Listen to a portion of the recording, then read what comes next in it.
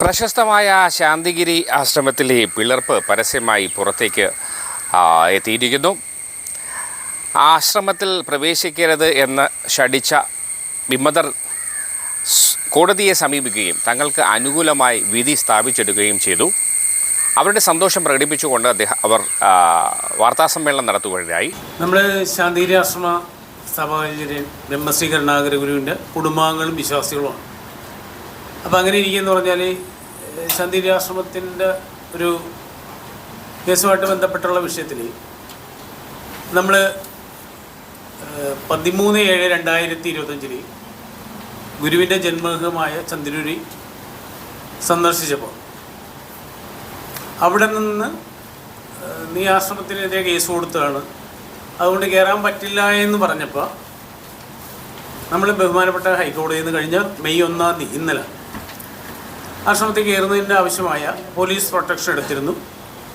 നമ്മൾ ഇന്നലെ കയറി, പോലീസ് നല്ല രീതിയിൽ നമ്മളോട്ട് കോപ്പറേറ്റ് ചെയ്തു, വേണ്ട സംരക്ഷണം തന്നു. അപ്പോൾ അതിനുശേഷം എന്ന് പറഞ്ഞാൽ ആശ്രമത്തിൽ അവരാദ്യം കുറച്ച് ഇഷ്ടക്കേട് കാണിച്ചെങ്കിലും പിന്നെ അവർക്ക് സഹകരിക്കേണ്ടി വന്നു എന്നുള്ള വിവരം സന്തോഷപൂർവ്വം എല്ലാവരും അറിയിക്കുന്നതിന് വേണ്ടിയാണ് ഒരു വീഡിയോ ഒരു പത്രസമ്മേളനം ഇവിടെ നടത്താൻ തീരുമാനിച്ചത്. അപ്പോൾ ഇതാണ് നമ്മുടെ ഒരാവശ്യം, ഒരാവശ്യമല്ല, ഒരു മാറ്റർ. ഇത്രയേ ഉള്ളൂ. അല്ലാതെ കേസൊക്കെ എന്ന് പറഞ്ഞാൽ കോടതി നിലനിൽക്കുന്നതുകൊണ്ട് നമുക്ക് പറയാനുള്ളൊരു ബുദ്ധിമുട്ടുണ്ട്. ഇതാണ് അതാ പറഞ്ഞത്, കേസ് കൊടുത്തതിൻ്റെ ബേസിലാണ് അത്. ഇപ്പം കോടതിയിൽ നിലനിൽക്കുന്ന കേസുകളായതുകൊണ്ടാണ് മെറിറ്റിലേക്ക് കടക്കാനായിട്ടൊരു ബുദ്ധിമുട്ടില്ല.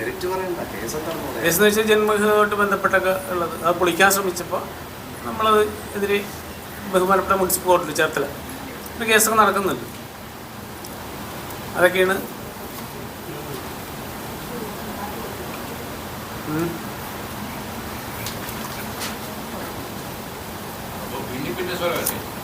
ഏതാണ്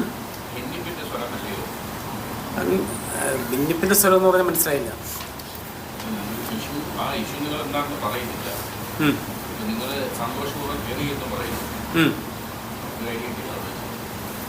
അതല്ല സന്തോഷപൂർവ്വം എന്ന് വെച്ചാൽ ഞാൻ പറഞ്ഞല്ലോ, ജന്മഗൃഹമായിട്ടൊരു വിഷയമുള്ളപ്പോൾ അവിടെ കയറിയപ്പോൾ അവരെ പറഞ്ഞ് നിങ്ങൾ ആശ്രമത്തിനെതിരെ കേസ് കൊടുത്തുകൊണ്ട്, ആശ്രമത്തിലുള്ള അവിടുത്തെ ഇപ്പോഴത്തെ മാനേജ്മെൻറ്റിനെതിരെ കേസ് കൊടുത്തുകൊണ്ട് കയറാൻ എന്തിനാണ് കയറുന്നതെന്നൊക്കെ ചോദിച്ചൊരു ഇഷ്യൂ ഉണ്ടായി. അപ്പോൾ നമുക്കിവിടെ കയറി പ്രാർത്ഥിക്കുമ്പോൾ, തിരുവനന്തപുരത്ത് ശാന്തിഗിരി ആശ്രമത്തിൽ കയറി പ്രാർത്ഥിക്കുമ്പോൾ എന്താ പറയുക, അതിൻ്റെ ഒരു ബേസ് ചെയ്തൊരു ലോ ആൻഡ് ഓർഡർ ഇഷ്യൂ ഉണ്ടാകാതിരിക്കാൻ വേണ്ടി നമ്മൾ ഹൈക്കോടതിയിൽ നിന്ന് ഒരു പോലീസ് സംരക്ഷണം ആവശ്യപ്പെട്ടു. അങ്ങനെ അത് അനുവദിച്ചു.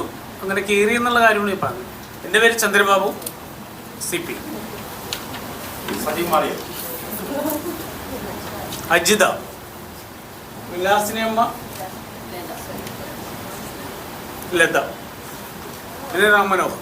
ശാന്തിഗിരി ആശ്രമ ആചാര്യൻ ബ്രഹ്മശ്രീ കരുണാഗുരുവിൻ്റെ കുടുംബാംഗമായ ചന്ദ്രബാബുവും കുടുംബവും ഒരു ഗുരു വിശ്വാസിയും കൂടി 17/7/2025 ചന്ദിരൂർ ചിറ്റേക്കാട് ജന്മഗൃഹത്തിൽ പ്രാർത്ഥിക്കുവാൻ പോയപ്പോൾ അവിടെ ഒരു പ്രശ്നമുണ്ടായി.